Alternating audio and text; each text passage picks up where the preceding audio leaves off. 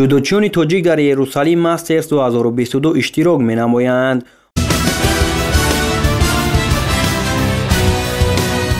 روزهای 20-22 دکبر در کشور اسرائیل مسابقه یروشالیم ماسترز 2022 برگزار می شود.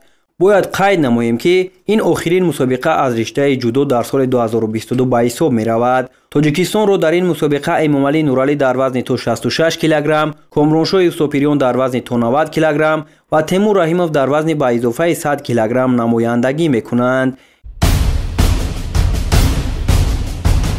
این پهلوانان معروف کشور امامعلی نورعلی با 1040 امتیاز، کامرانشاه یوسفیان با 2427 امتیاز و تیمور رحیموف با 5254 امتیاز چند روز قبل به مسابقات نهایی بهترین های سال ماسترز راه یافته بودند. طبق اطلاع فدراسیون بین المللی جودو IGF در روز اول مسابقه 20 دکبر رقابت ها میان مردان در وزن های 60-66 کیلوگرم و میان بانوان در وزن های 48-52 و 57 کیلوگرم دایر می شود.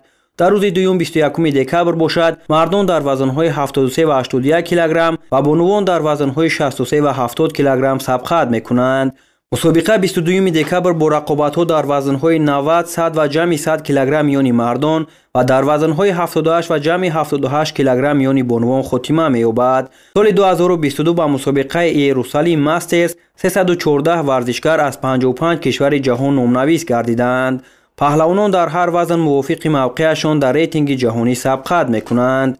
اشتراکیان مسابقه در برابر مدال و جایزه های پولی اینچنین برای دریافت خالهای ارزشمند جهت دریافت رخصت به المپیاد سال 2024 در پاریژ مبارزه میبرند. یادآور میشویم که ماسترز پس از بازی‌های المپی و چمپیونات جهان بزرگترین و مهمترین مسابقه به حساب می‌رود. برای به دست آوردن مدال طلا در مسابقه ماسترز و ورزشکار 1800 امتیاز، با مدال نقره 1260 امتیاز و با مدال برنجی 900 امتیاز داده می‌شود.